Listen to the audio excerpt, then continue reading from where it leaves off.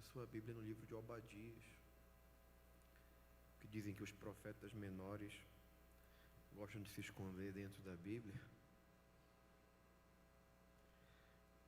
Livro de Obadias. Está lá depois de Amós. Você passa Daniel, Oséias, Amós. Só lembrar da canção lá do Diante do Trono. Daniel, Oséias, Joel, Amós e Obadias.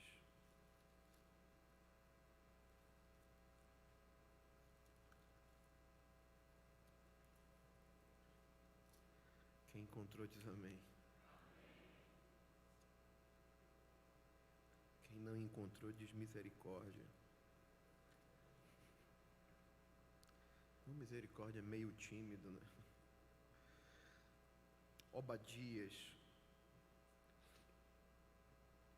capítulo único, versículos 1 ao 4 diz: Visão de Obadias. Assim diz o Senhor Jeová a respeito de Edom. Temos ouvido a pregação do Senhor, e foi enviado às nações um embaixador dizendo: Levantai-vos e levantemo-nos contra ela para a guerra. Eis que te fiz pequeno entre as nações, tu és muito desprezado. A soberba do teu coração te enganou, como o que habita nas fendas das rochas, na sua alta morada, que diz no seu coração: quem me derribará em terra?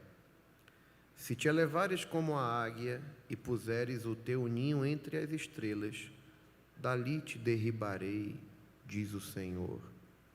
Amém.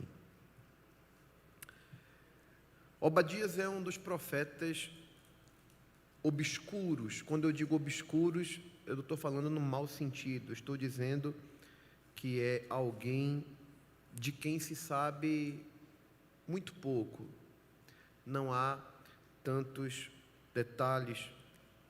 Acredita-se que ele tenha se colocado ao lado dos servos do Senhor nos dias em que Elias era perseguido por Jezabel.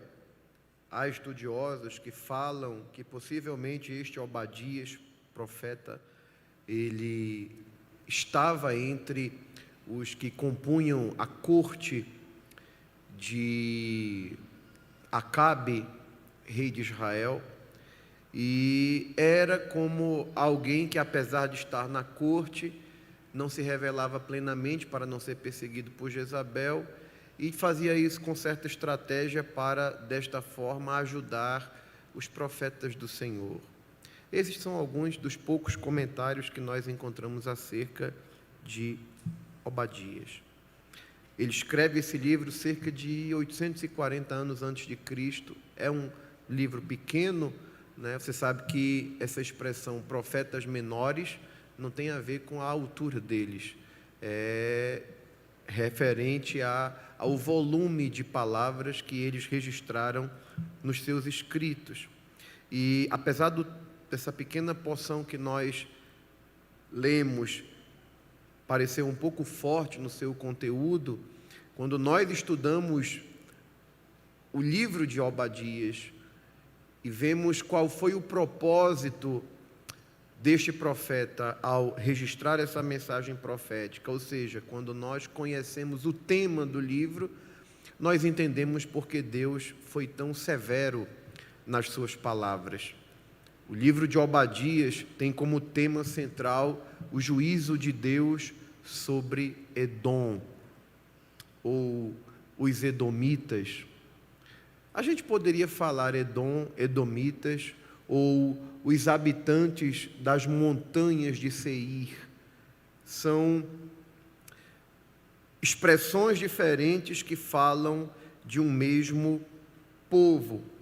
E esse livro é um dos poucos livros da Bíblia que se caracteriza principalmente por dirigir uma mensagem de Deus a uma nação estrangeira. Ele não foi escrito para os filhos de Israel, ainda que os edomitas eram considerados irmãos dos israelitas, e nós vamos entender por quê. Primeira pergunta que a gente faz é: quem é Edom? Ou quem são os edomitas? Os edomitas são descendentes de Edom. E talvez quem tem uma boa memória vai lembrar que Abraão, o pai da nação judaica e o nosso pai na fé, Abraão teve um filho chamado... Vocês já esqueceram? Abraão teve um filho chamado Isaac. Ele casa com Rebeca. Rebeca vem com um defeitozinho de fabricação que Deus colocou de propósito nela para fazer com que Isaac fosse para o altar orar, para que Rebeca pudesse gerar filhos. E depois de um bom tempo, na verdade anos passaram-se, Deus atendeu a oração e Rebeca engravidou. E Rebeca engravidou de quantos filhos? Quem lembra? 2, que eram Jacó e Esaú. E quem é mais atento citou Esaú e Jacó, porque sabe que Esaú saiu primeiro. Quando você lê Gênesis capítulo 36, deixa a Bíblia marcada em Obadias, porque de vez em quando a gente vai voltar para Obadias, e como é um pouquinho complicado para localizar para alguns irmãos, então você deixa marcado o livro de Obadias e vamos ler Gênesis capítulo 36. Preste muita atenção, porque a gente vai construir uma linha de raciocínio para entender o que é que Deus quer dizer e de que forma a gente pode aplicar isso à nossa vida espiritual. Gênesis capítulo 36, versículo 1.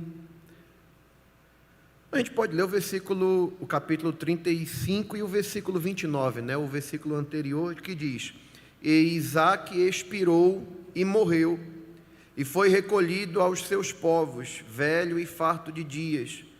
E Esaú e Jacó, seus filhos, o sepultaram. A gente entende que Deus é conhecido como Deus de Abraão, Deus de Isaac, Deus de Jacó. Esaú não tem protagonismo nos planos de Deus, nos projetos de Deus.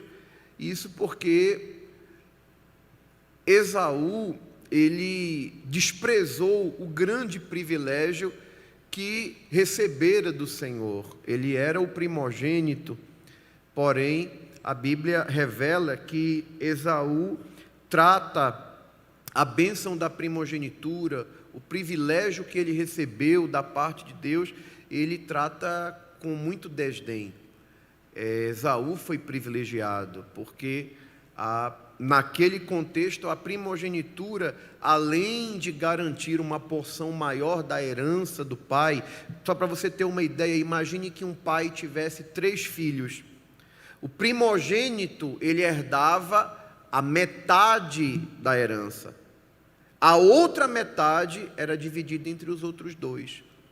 Então a porção maior era do primogênito. Isso em termos materiais. Em termos espirituais, sobre o primogênito de Isaac estaria a herança patriarcal, né? Abraão, o primeiro patriarca, a promessa ela é transferida para Isaac, e essa promessa seria transferida para o descendente de Isaac. Deus, no momento do nascimento dos filhos de Isaac, Esaú e Jacó, Deus já havia dito, né, que 2 nações brigavam ali no ventre de Rebeca, e Deus havia dito que o maior serviria ao menor. Alguém pode pensar, então Deus já havia determinado. Não, isso não é predestinação, isso é presciência. Presciência é quando Deus anuncia antecipadamente algo que ele já viu e sabe que vai acontecer, sem necessariamente ele interferir. Ou seja, Deus sabia que o maior serviria ao menor. Por quê? Porque Deus sabia que Esaú não daria valor algum ao privilégio que recebeu da parte do Senhor, e porque ele está morrendo de fome, né? Jacó tinha fraquezas, né, desvios de caráter, mas por outro lado, Jacó era extremamente interessado nas coisas de Deus. Eu não estou dizendo que a gente vai apoiar o que ele fez de errado, porque Jacó mentiu muito, pagou um alto preço por isso, dos patriarcas foi o que mais sofreu, né? Depois que ele sai da casa da mãe dele, nunca mais ele viu a mãe, e sofreu muito. Quando a gente estuda a velhice de Jacó, a gente vê como Jacó sofreu pela forma como ele se conduzia. Jacó tinha problemas de caráter, ele literalmente vivenciou o significado de seu nome. Ele nasce agarrado com a mão no calcanhar do irmão, né, como quem quer suplantar, como quem quer obter vantagem, botaram o nome Jacó, né, o enganador, o suplantador, o trapaceiro, aquele que tenta levar vantagem em tudo. E apesar de Jacó ter fortes problemas de caráter, contudo, Jacó tinha muito interesse nas coisas de Deus. Ele queria a bênção da primogenitura. A gente vê isso quando Jacó luta com o anjo.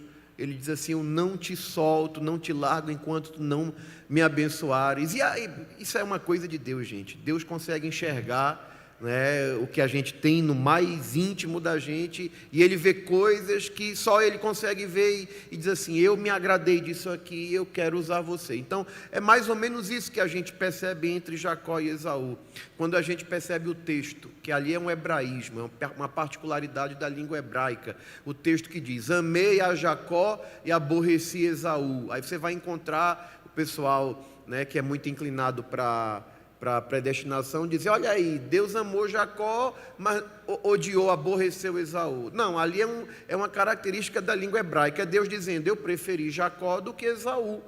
E não é difícil entender porque que Deus preferiu Jacó. Um camarada que pega, vende a bênção da primogenitura por um prato de lentilha, o que é que ele está dizendo? Pessoa que troca, né, o privilégio, a bênção de Deus por qualquer coisa, ele já disse quem é. Aí o que acontece? Nós entendemos que Jacó herda a bênção de Deus. As promessas de Deus repousam sobre Jacó.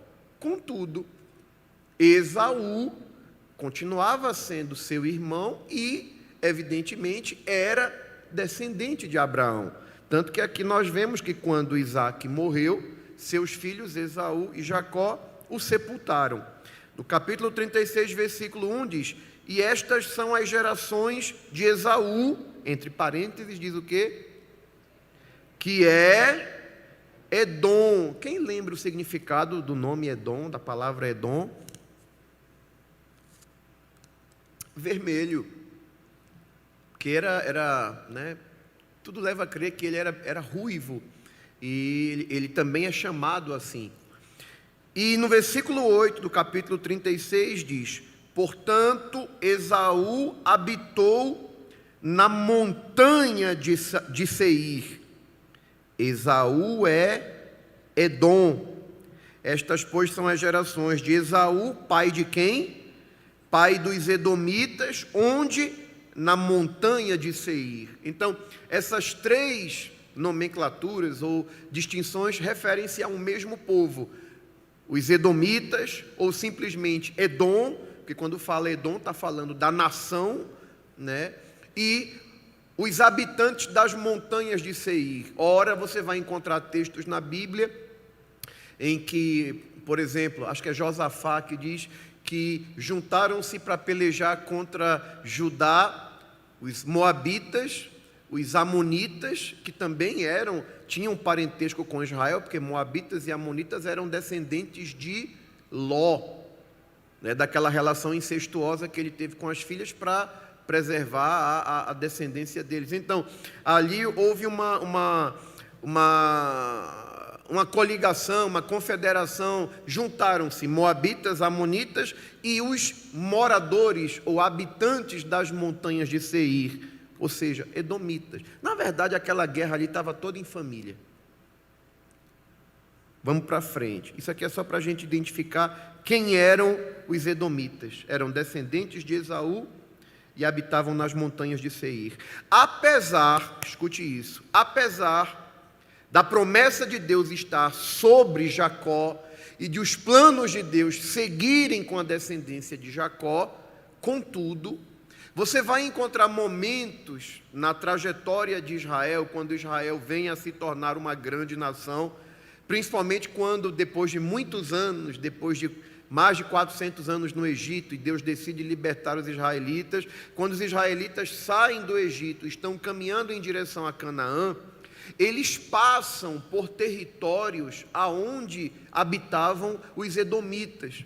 E o que acontece? Deus deixou muito claro para a nação de Israel: olhe, vocês não entrem em guerra, não entrem em contenda, não pelejem contra os edomitas, porque eles são vossos irmãos. A gente vê isso, por exemplo, em Deuteronômio capítulo 23, e eu vou ler aqui para você que está com cara de sono. Deuteronômio capítulo 23, versículo 7, você vai encontrar uma determinação do Senhor. Ele diz aqui, veja como é muito forte esse texto, que também é muito claro. Diz assim: não abominarás o edomita, pois é teu irmão, nem abominarás o egípcio, pois estrangeiro foste na sua terra. Se você ler ainda Deuteronômio capítulo 2, versículos 4 e 5, não perde o fio da meada. A gente está construindo uma ideia, senão tu não vai pegar a visão, como dizem aí, né? Deuteronômio capítulo 2, versículos 4 e 5, diz assim, veja o cuidado de Deus aqui.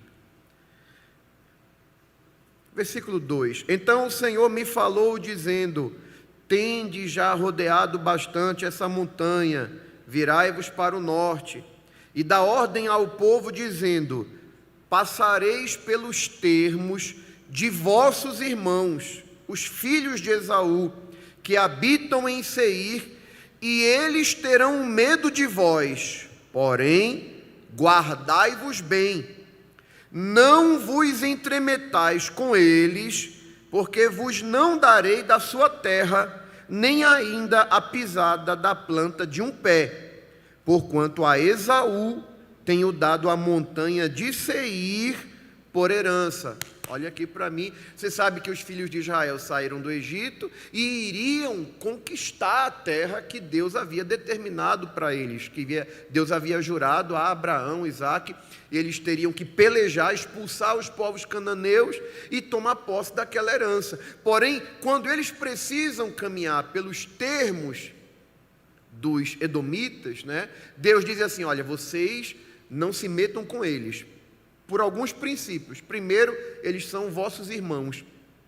E eu, apesar de Edom não estar inserida nos planos específicos de Deus, no projeto da salvação da humanidade, da revelação do Messias, mas Esaú era descendente de Abraão, e Deus disse aqui, através de Moisés: olha, vocês não se metam com eles, porque vocês não vão pegar da terra deles, eu já dei esse território para eles, eu já entreguei essa montanha para eles, então vocês passem, mas evitem contenda, porque são vossos irmãos.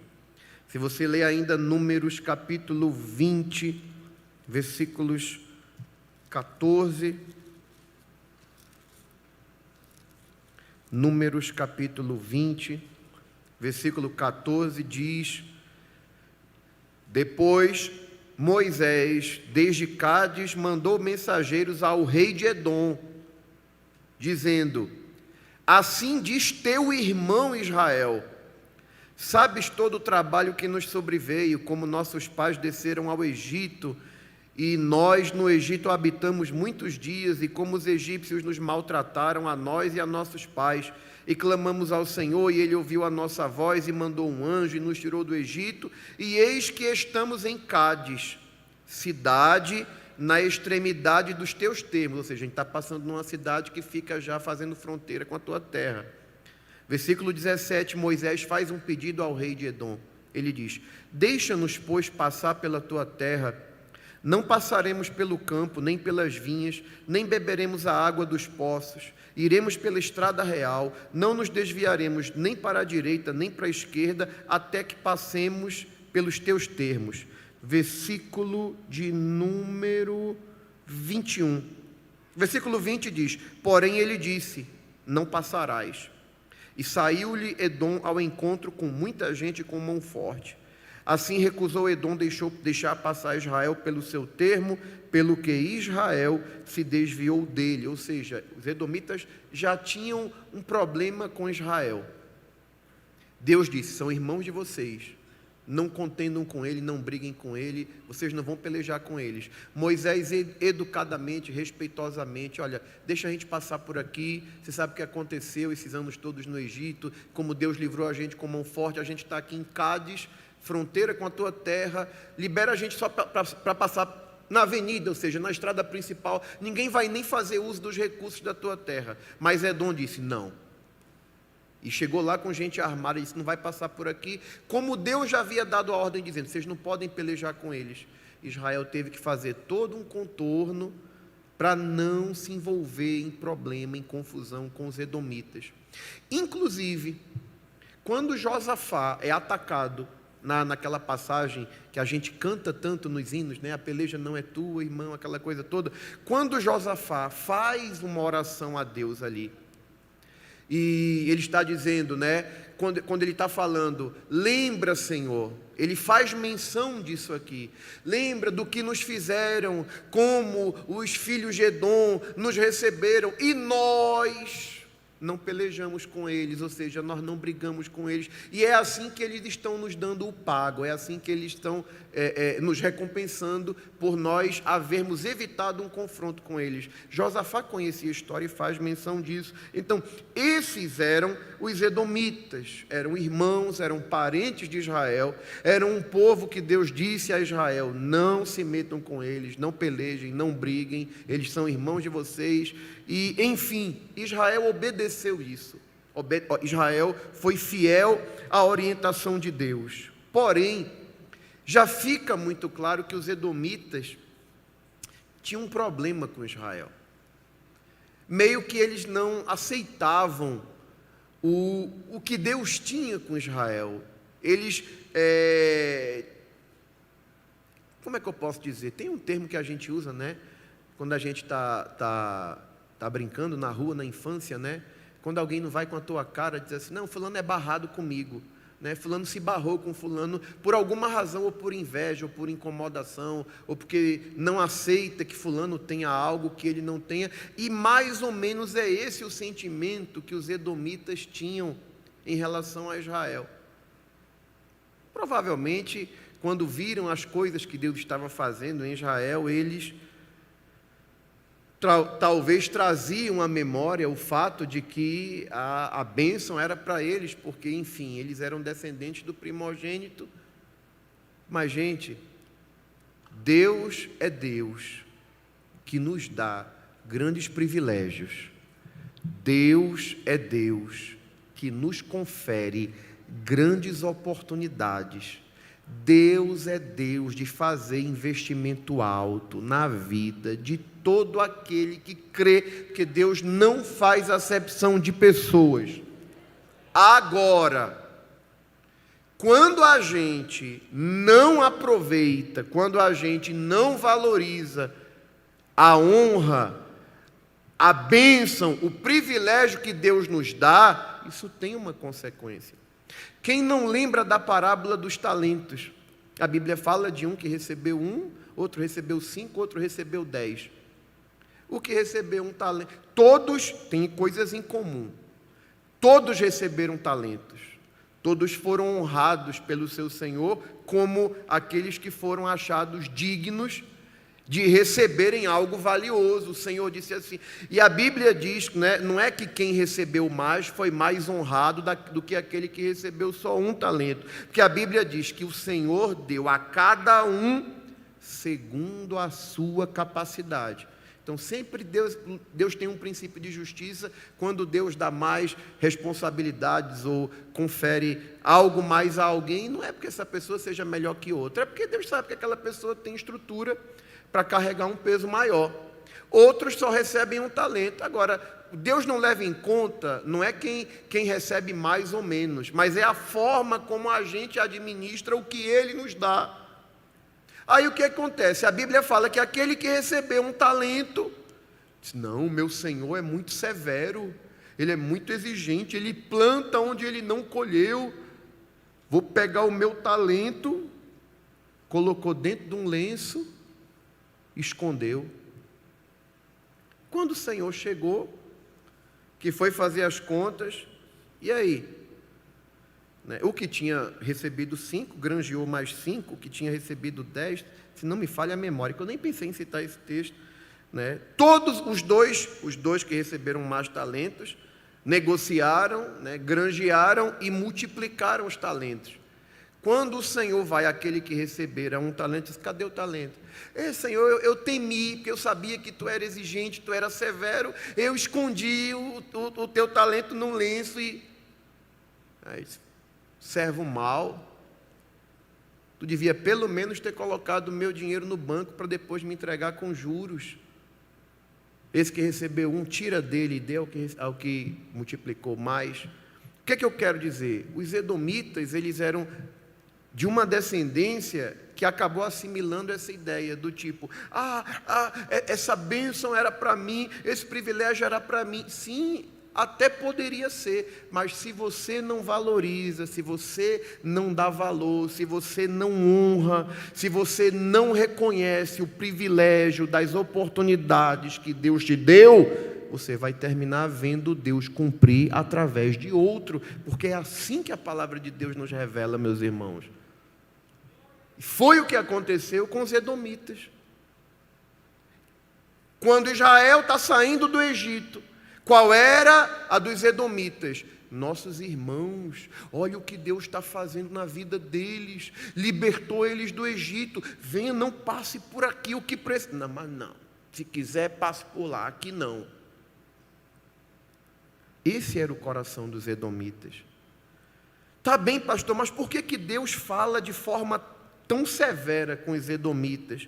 Por que Deus diz, olha, ainda que você, quando essa expressão que diz assim, se te elevares como a águia e puseres o teu ninho entre as estrelas, dali te derribarei. Por que Deus diz isso? Porque os edomitas habitavam numa região montanhosa, de extrema segurança, e achavam, não, aqui ninguém me derruba, daqui ninguém me tira, ninguém encosta em mim. Aí Deus diz aos edomitas, por quê? Por causa da soberba deles. Mas qual era a razão do juízo dos edomitas? Porque veja só, quando existe um sentimento semelhante ao sentimento dos edomitas, de alguém que se incomoda porque vê Deus abençoando o outro, você vai perceber que os edomitas eles ficam na expectativa de que as coisas deem errado para os filhos de Israel. E foi isso que aconteceu na história. Por outro lado, Israel também recebeu grandes oportunidades de Deus. Ninguém que questiona que Deus fez grandes investimentos em Israel. Porém, da mesma forma, Israel negligenciou muito do que Deus fez. Israel entra pelo caminho da idolatria. Israel entra pelo caminho da rebelião. Israel entra pelo caminho do pecado. E o que acontece? Deus começa a anunciar juízos contra Israel. Os edomitas, na verdade, estavam só esperando aquele momento em que Deus viesse punir seus irmãos israelitas. E é nesse sentido que a gente tem que ter muito cuidado e aprender essas lições que a Bíblia nos revela entre esses dois irmãos, Israel e Edom. Abra sua Bíblia no Salmo de número 137, para nós entendermos a razão, o motivo, o porquê do juízo de Deus contra os edomitas. Salmo 137. Veja que interessante.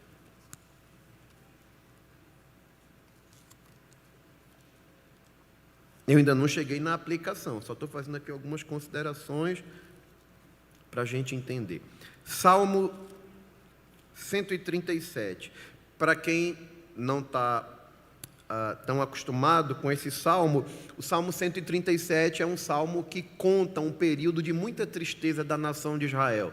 Eles estavam no cativeiro, foram para o cativeiro por causa da sua rebeldia, da sua desobediência, e aqui o salmista conta do sentimento que pairava no cativeiro. Deixa eu ler o versículo 1, ele diz: junto aos rios da Babilônia nos assentamos e choramos, lembrando-nos de Sião, ou seja, da nossa terra. Nos salgueiros que há no meio dela penduramos as nossas harpas, porquanto aqueles que nos levaram cativos nos pediam uma canção, e os que nos destruíram, que os alegrássemos, dizendo: cantai-nos um dos cânticos de Sião. Mas como cantaremos, ou seja, como entoaremos o cântico do Senhor em terra estranha? Era o sentimento do cativeiro, tristeza, porque foram tirados da sua terra e estavam como cativos em uma terra inimiga. Aí no versículo 5 o salmista diz, isso aqui é a devoção dele: se eu me esquecer de ti, ó Jerusalém, esqueça-se a minha destra da sua destreza.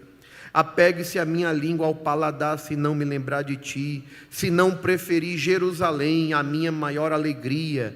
Aqui no versículo 7, o Espírito Santo inspira o salmista a fazer um clamor por justiça. Aqui o salmista diz: lembra-te, Senhor, lembra-te dos filhos de Edom, no dia de Jerusalém, porque diziam: arrasai-a, arrasai-a até aos seus alicerces. Na verdade, os edomitas, qual é a participação dos edomitas quando Deus está exercendo um juízo contra Israel? Era torcida. Porque quem invadiu o reino de Judá, quem pôs os muros, quem fendeu os muros, quem queimou as portas, quem saqueou o templo, foram os babilônicos, ou caldeus, dá no mesmo. Mas qual era o papel dos edomitas? Era a torcida. Quando os edomitas viram os caldeus, liderados por Nabucodonosor, invadindo Judá, e a Bíblia não dá tantos detalhes, a gente tem que recorrer à história, mas dá alguns elementos, né? Por exemplo, o próprio Salmo 137 que a gente leu, no versículo 9, o salmista diz assim: feliz aquele que pegar em teus filhos e der com eles nas pedras. Como é isso, pastor? Na verdade, isso aqui é um clamor por justiça. Era o salmista dizendo: bem-aventurado é aquele que fizer contra a Babilônia a mesma coisa que eles fizeram conosco. Porque os babilônicos, quando invadiram Judá, eles pegavam os bebês que estavam nos braços das mães, ainda amamentando. Eles tomavam as crianças e estouravam as crianças nos rochedos. Era terrível. Eles foram extremamente cruéis com bebês, com grávidas, com idosos. E o Salmo 137 é um salmo que relembra esse momento. Mas o que ele diz no versículo 7? É que enquanto os babilônicos estavam fazendo toda essa crueldade, havia uma torcida dos edomitas, olhando para Jerusalém, dizendo: isso mesmo, arrasai, acabe com ela, bota para quebrar. O problema dos edomitas era esse: eles se alegravam e se regozijavam quando viam seus irmãos sendo punidos e sendo castigados. Por que a gente está falando sobre isso? Porque há uma tendência natural no ser humano. E qualquer crente, por mais crente que seja, por mais espiritual que seja, se ele não vigiar, se nós não vigiarmos, nós temos essa tendência de, às vezes, quando a gente vê um irmão nosso apanhando, sendo punido, disciplinado pelo... Não estou falando disciplina da igreja, não. Eu estou falando a disciplina, a correção de Deus. Quando Deus pega um mesmo, né, porque a Bíblia diz, né, que o sumo pastor, ele tem vara e tem cajado. E existe uma tendência natural, quando a gente às vezes sabe de um irmão nosso, que às vezes tem um temperamento difícil, às vezes é meio teimoso, meio cabeça dura, fala umas besteiras que não devia falar, toma umas decisões, vem com as atitudes que não deveria tomar. Aqueles crentes mais maduros, mais experientes, sabem que certas atitudes, elas mexem com Deus, elas tocam na santidade de Deus, tocam no princípio da autoridade de Deus. Tem pessoas que, dependendo do que se faz, você toca em Deus quando você age de determinada maneira. E às vezes, quando a gente sabe que algum irmão, ele entra num processo de correção divino, quando a gente sabe que Deus pegou alguém para corrigir, existe uma tendência natural na gente de dizer: olha, está vendo aí? Se a gente não vigia, é capaz da gente dizer: bem feito, está vendo aí, coisa boa. Eu me lembro, gente, igreja tem de tudo. Eu me lembro que lá em Carpina, eu nem dizer o lugar, mas já disse, tinha de vez em quando aparecia lá um profeta, que ele era meio rebelde, não se submetia a ministério, não obedecia a ninguém, e ele tinha uma coisa de querer ameaçar o povo. Disse: olha, o último que tocou em mim, eu peguei na aba do caixão dele. Ele já mostrou que é carnal, porque um crente espiritual, ele nunca vai se regozijar. E a gente vê isso na Bíblia. Um crente espiritual, ele nunca vai se regozijar. Que é o primeiro que eu não creio nesse tipo de bobagem. Mas ainda que fosse verdade, um crente espiritual, ele não se regozija com isso. Os edomitas, preste atenção, quando os babilônicos invadiram Judá e estavam lá derribando os muros, queimando as portas, saqueando o templo, matando, violentando, fazendo aquela barbárie, tudo isso aconteceu. Sabe por quê? Porque Deus havia determinado esse juízo. Quando a gente lê o livro do profeta Jeremias, capítulo 1, já no capítulo 1, Deus fala de uma vara de amendoeira, que era uma maneira de dizer: Jeremias, o que eu estou falando, eu não estou dormindo não, estou esquecido não, eu vou cumprir. Logo em seguida, Jeremias vê uma panela fervendo da banda do norte. Por que da banda do norte? Porque era de onde vinham os caldeus, o exército de Nabucodonosor. Era Deus dizendo: está vendo essa panela fervendo?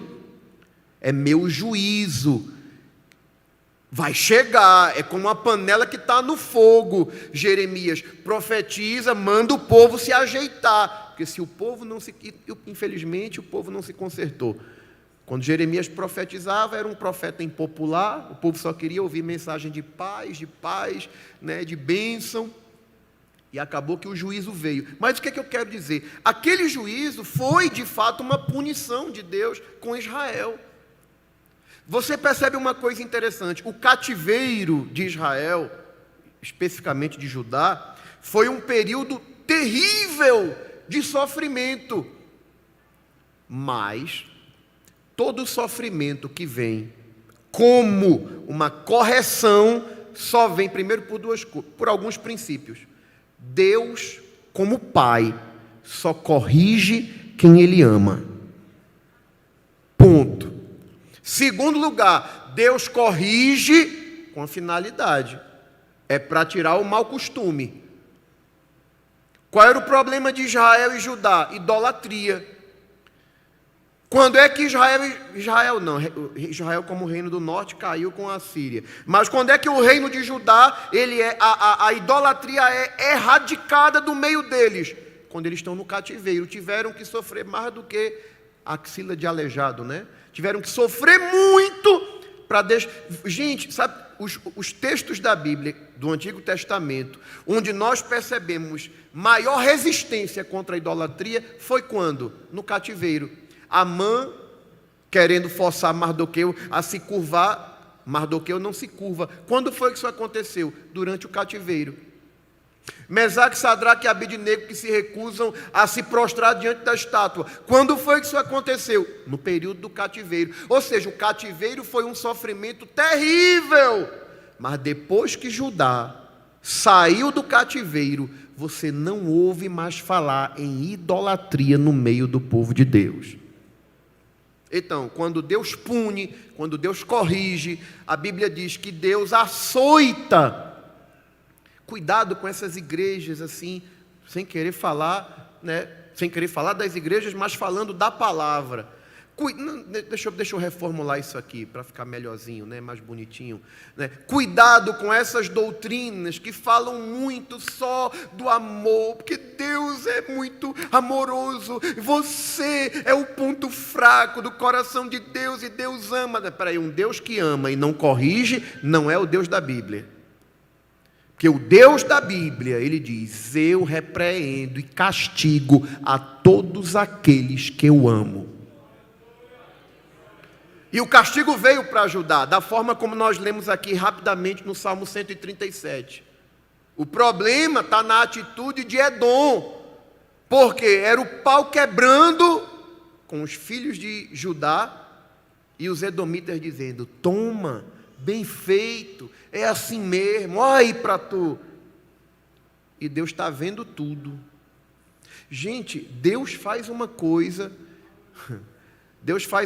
que meu avô fazia, que eu dizia: meu Deus, isso é muito injusto. Mas depois que eu vi que Deus faz a mesma coisa, eu digo: não, Deus está certo, meu avô estava certo. É o que, pastor? Meu pai comentava. Meu pai tinha 2 irmãos, uma irmã e outro irmão.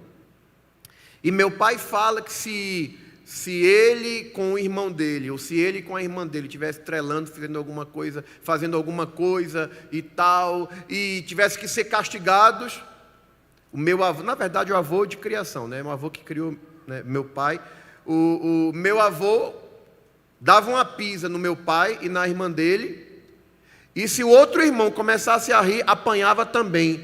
Mas por que eu vou apanhar? Vai apanhar para não rir dos seus irmãos. Gente, eu descobri que Deus faz isso também. Deus não aceita que a gente se regozije quando Ele está punindo alguém, ainda que o castigo seja merecido.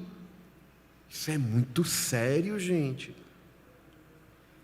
Leia Ezequiel capítulo 25, estou no tempo ainda. Ezequiel capítulo 25. Deus reafirma esse juízo várias vezes na Escritura.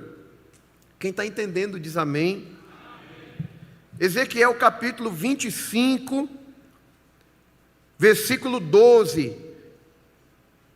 Assim diz o Senhor Jeová: pois que Edom se ouve vingativamente para com a casa de Judá, e se fizeram culpadíssimos quando se vingaram dela, portanto, assim diz o Senhor Jeová: também estenderei a mão contra Edom, e arrancarei dele homens e animais, e o tornarei em deserto, desde Temã e até Dedã cairão a espada. Versículo 14 diz: e exercerei a minha vingança sobre Edom, pela mão do meu povo de Israel. Este fará em Edom segundo a minha ira e segundo o meu furor, e os edomitas conhecerão a minha vingança, diz o Senhor. Isso é muito forte, gente. Isso é Deus se vingando de Edom, por Edom se regozijar, tomar ocasião no processo que Judá está passando, para se regozijar e para fazer Judá sofrer ainda mais, porque os edomitas tiveram participação nas atrocidades que fizeram contra Judá. Vamos voltar para Obadias, que eu sei que você marcou aí. Nós vamos ler versículos 10 até o 14, porque aqui Deus dá detalhes da crueldade dos edomitas com relação ao reino de Judá. Obadias, versículos 10 até o 15, diz assim: por causa da violência feita a teu irmão Jacó, cobrir-te-á a confusão e serás exterminado para sempre. No dia em que estiveste em frente dele, no dia em que os forasteiros levavam cativo o seu exército e os estranhos entravam pelas suas portas e lançavam sortes sobre Jerusalém, tu mesmo era um deles. Deus aqui está dizendo, você se juntou com o inimigo do meu povo para participar do que eles estavam fazendo.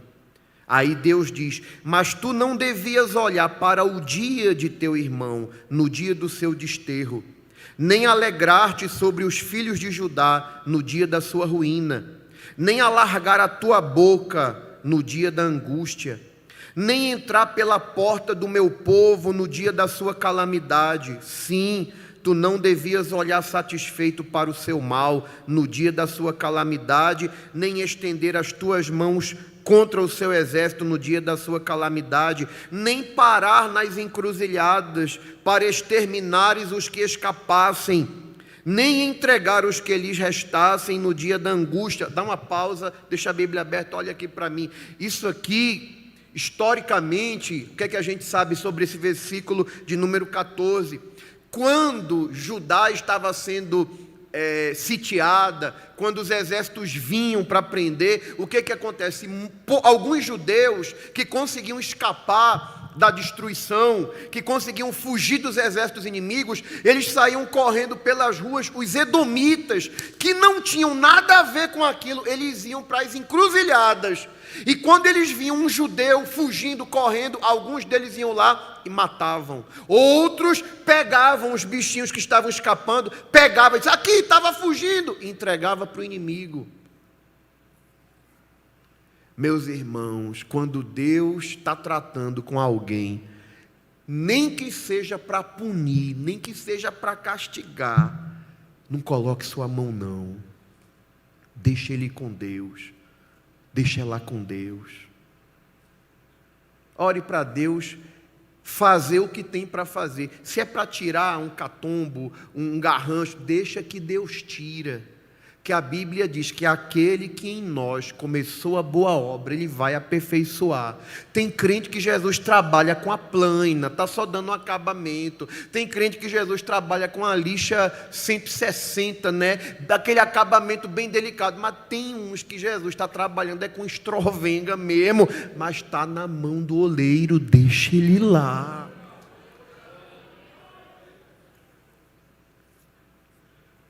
Versículo 15 diz, porque o dia do Senhor está perto sobre todas as nações. Como tu fizeste, assim se fará contigo. A tua maldade cairá sobre a tua cabeça. Era o que Deus estava dizendo para Edom. Edom não entendeu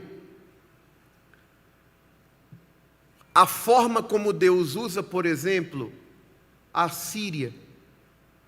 A Síria foi uma nação que, à semelhança da Babilônia, veio como um instrumento de Deus para castigar o seu povo.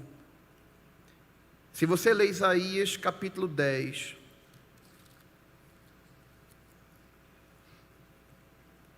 veja como Deus se refere à Síria. Isaías capítulo 10, versículo 5, diz assim, ai da Assíria, a vara da minha ira, porque a minha indignação é como bordão nas suas mãos. Vamos entender isso aqui. Quando Deus chama a Síria de ai da Assíria, a vara da minha ira. Por que Deus diz ai da Assíria? Por que Deus diz a vara da minha ira? Porque Deus estava usando a Assíria, vara aqui, para a gente entender numa linguagem mais nordestina, a vara aqui é como o cipó da goiabeira. Os mais novos não devem lembrar muito dessa finalidade, mas os mais antigos lembram para que servia o galhozinho da goiabeira. Servia para quê? Para apanhar. Então, quando Deus diz assim, ai da Assíria, a vara da minha ira, o que é que Deus está dizendo? A Assíria nada mais é do que um galhozinho de goiabeira na minha mão. Eu estou usando a Assíria para castigar o meu povo. Mas alguém pode dizer, e por que Deus diz ai da Assíria? O ai vem justamente por isso, porque a Assíria achava o seguinte, eles achavam, nós estamos arrasando com Israel, com Judá, porque nós somos mais fortes, nós somos mais inteligentes, nós somos mais... Aí é como que Deus entra e... Epa. Tu está pensando o quê? Tu está pensando que tu invadiu o meu povo e fez tudo isso por causa da tua força? Não, pai. Tu só conseguiu tudo isso porque eu é que estou te usando para castigar o meu povo. Agora fica tu sabendo que eu vou tratar com o meu povo, eu vou corrigir meu povo, eu vou restaurar meu povo. Agora depois que eu tratar com o meu povo, eu vou te pegar. Porque como instrumento na minha mão, você não pode ter prazer em ver o meu povo sofrer. Isso é sério, gente. Isso aqui é interessante para quem é líder. Porque às vezes, como líder, você tem que corrigir certas coisas. Às vezes, como líder, você até é tomado pela emoção e você quer, mas você tem que corrigir sem se envolver emocionalmente. Existem as emoções naturais, você não pode deixar descer para o coração, que é mais ou menos o que está acontecendo com a Assíria aqui. Versículo de número 11. Porventura, vê como isso aqui é tremendo, gente. Isaías 10 e 11. Porventura, como fiz a Samaria e aos seus ídolos, não faria igualmente a Jerusalém e aos seus ídolos? O que é que Deus está dizendo? Da mesma forma como eu fiz com Samaria por causa dos seus ídolos, porque Samaria era a capital do Reino do Norte, e o Reino do Norte caiu por causa da idolatria. Então o que é que Deus está dizendo? Em outras palavras, nas entrelinhas, Deus está dizendo, tu está pensando o quê? Eu sou Deus, eu sou justo juiz. Tu acha que Samaria ia entrar pelo caminho da idolatria e eu não ia pegar eles? Claro que eu ia pegar. E da mesma forma que eu fiz com Samaria e os seus ídolos, eu faria também com Jerusalém e com seus ídolos. E fiz. Mas no versículo 12 Deus diz, por isso acontecerá que, havendo o Senhor acabado toda a sua obra no Monte Sião e em Jerusalém, então visitarei o fruto do arrogante coração do rei da Síria e a pompa da altivez dos seus olhos. Sabe o que é que Deus está dizendo aqui? Eu puni Judá e Jerusalém. Castiguei como castiguei Samaria. Agora eu tenho um negócio com Judá e Jerusalém. Eu tenho um propósito com Judá e com Jerusalém. De Judá e Jerusalém viria o Messias. E enquanto meus irmãos, a gente pode ter o garrancho que for, mas enquanto a gente estiver dentro do propósito de Deus na vida, enquanto a gente não sair do propósito, Jeová pode tratar com a gente, né? Pode dar uma moída, pode, mas Ele coloca a gente no ponto que Ele quer e cumpre o propósito. Não entre, não. Lamentações capítulo 4, versículo 21 e 22. Já estamos caminhando para a conclusão. Não durma, não. Lamentações capítulo 4, versículos 21 e 22. Aqui tem uma mensagem para o povo de Judá, o povo que voltaria do cativeiro, e aqui tem uma mensagem para Edom. E esse livro foi escrito durante o cativeiro. O sofrimento estava no auge. Mas no auge do sofrimento, Deus tinha uma palavra de esperança. Porque Deus trata, mas Deus trata para não se perder. Glória a Deus. Lamentações 4, 21, o profeta diz, regozija-te. Isso aqui foi no auge do sofrimento, mas ele diz, regozija-te e alegra-te, ó filha de Edom. que habitas na terra de Uz. Na verdade, ele está sendo irônico aqui. O cálice chegará também para ti, embebedar-te-ás e te descobrirás. O castigo da tua maldade está consumado, ó filha de Sião. O que é que Deus está dizendo? O castigo por causa da tua maldade, filha de Sião, é a linguagem que Deus usa para tratar de Jerusalém. O castigo que veio por causa da tua maldade está consumado. Porque o cativeiro não era só 70 anos, vocês vão apanhar, mas vai chegar o dia que eu vou erradicar tudo que não presta. Porque mau costume, gente, mau costume, ruindade, só sai no cacete mesmo. Não se espante com isso não, né? A Bíblia diz, isso se aplica não apenas no tratamento de Deus com o seu povo, mas se aplica também no tratamento de pai e filho. A Bíblia diz, corrige o teu filho com a vara e tu livrarás a alma dele do inferno, né? Se tu está querendo usar só muita psicologia, só muito meu filhinho, minha filhinha, não sei o quê, e tu não usa a tua autoridade, tu não usa a vara, tu não vai tirar a ruindade do caráter dos teus filhos nunca, porque está na Bíblia, gente. Isso aqui não é pastor André, isso está na Bíblia. Tem ruindade do ser humano que só vai no uso da vara. Deus diz aqui, o castigo da tua maldade está consumado. Está consumado por quê? Porque vocês estão apanhando há 70 anos. E vocês aprenderam que idolatria é um negócio que não vale a pena. Ele nunca mais te levará para o cativeiro. Por que que o profeta Jeremias diz ao povo de Judá que Deus, Ele nunca mais te levará para o cativeiro? Porque não precisa mais. A pisa que eu dei em vocês foi suficiente. Está tudo fielzinho, tudo bonitinho, tudo crentezinho. Ninguém quer saber de Baal mais. Ninguém quer saber de outros deuses. Porque Deus, quando corrige, Ele corrige para restaurar.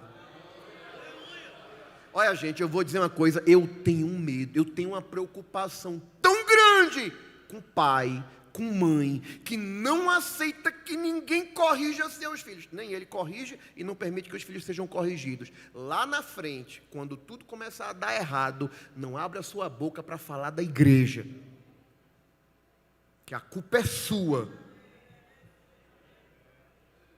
Israel sofreu 70 anos no cativeiro, mas qual é a promessa que Deus dá? Nunca mais vocês serão levados para o cativeiro. Vou tratar com vocês. Agora, para Edom, o profeta diz, ele visitará a tua maldade, ó filha de Edom. Ele vai descobrir os teus pecados. Isso é muito grave, gente. Que a promessa de Deus para os edomitas era, para Judá, tem cativeiro, mas não. A punição cessou, tratei com o meu povo. Agora vocês que se achavam no direito de se regozijar, de se alegrar pelo castigo do meu povo, eu vou descobrir os teus pecados também. Porque tem gente que às vezes se regozija apontando o erro dos outros e esquece que erra também.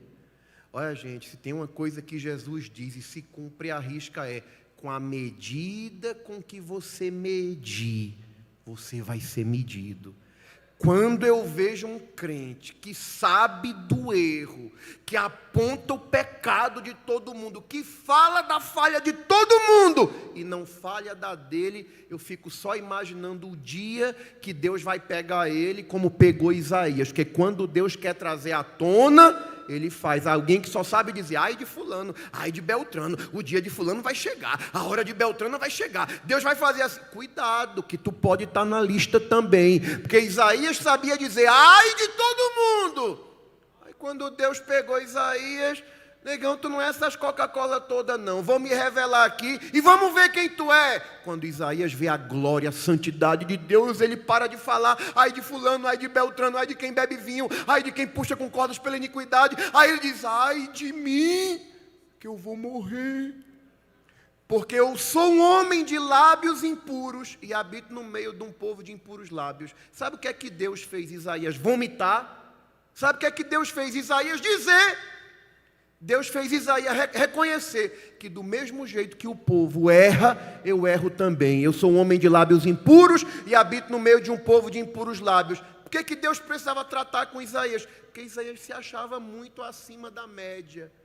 Achava que podia falar do erro de todo mundo e se apresentava como alguém superior. Mas aqui não tem superior não, queridinho. Aqui quem brilha é a estrela alva da manhã. Deus pode honrar com níveis de autoridade diferentes, mas a dependência da gente é uma só. Todo mundo é carente da graça, da misericórdia do Senhor. Normalmente o edomita, ele vem acompanhado de um sentimento de farisaísmo. Já viu o fariseu orando? Senhor, eu te agradeço porque eu dou meu dízimo e eu ajudo os pobres e eu sou uma referência e eu não sou como esse publicano aí. O publicano, coitado, chegava lá, não tinha coragem nem de levantar a cabeça. Se apresentava diante de Deus e dizia, Senhor, tem misericórdia de mim, que eu sou um pecador. Aí Jesus diz, o publicano desceu justificado. O fariseu pode impressionar aqui na terra, mas no céu, ninguém impressiona meu Jesus não. Jesus é simples, é humilde. Esse era o problema de Edom. E achava que podia se regozijar porque Deus estava tratando com Israel. Agora, você quer conhecer o caráter de um crente que faz as coisas como Deus faria? Olhe para Davi. Olhe para o profeta Samuel. Se você ler 2 Samuel, para terminar, agora sim, a última referência, uma das últimas. 2 Samuel, capítulo 1. Isso aqui a gente já falou várias vezes, né? Se você ler o capítulo 1, o que é que o capítulo 1... Você sabe que Davi foi extremamente perseguido por Saul. Isso aqui não é novidade para ninguém. Só que no capítulo 1 acontece um fato muito interessante.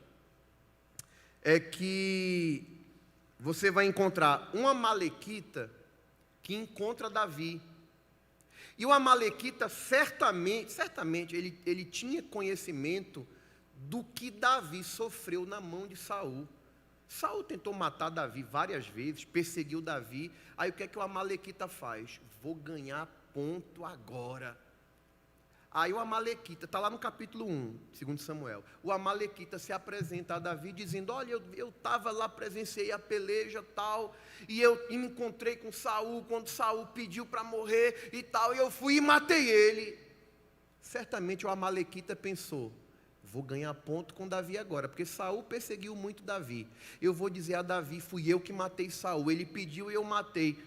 Mas gente, pense num tiro no pé. Quando a amalequita disse que matou Saul, diz aqui, vamos ler aqui?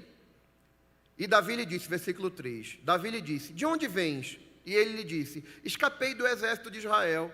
E disse-lhe Davi, como foi lá isso?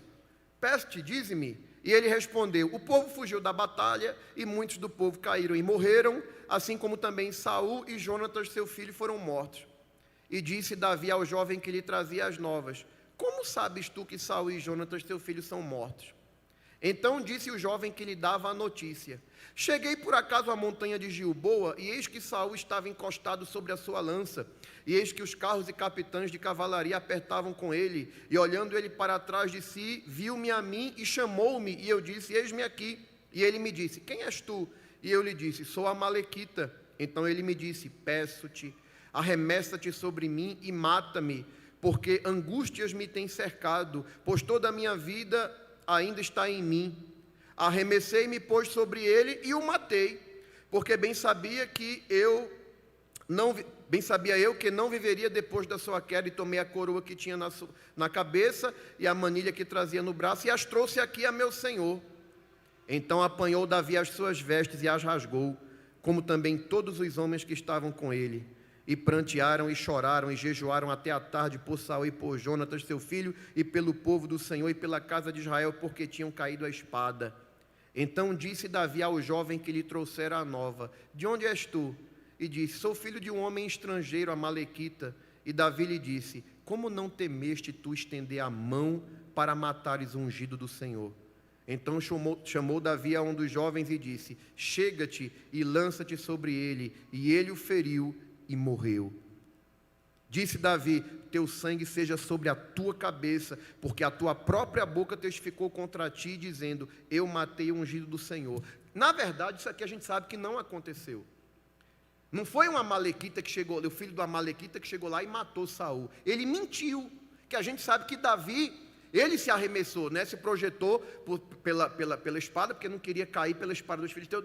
Saul cometeu suicídio. Só que o amalequita chega para Davi para contar: não, ele pediu e eu fui lá e matei.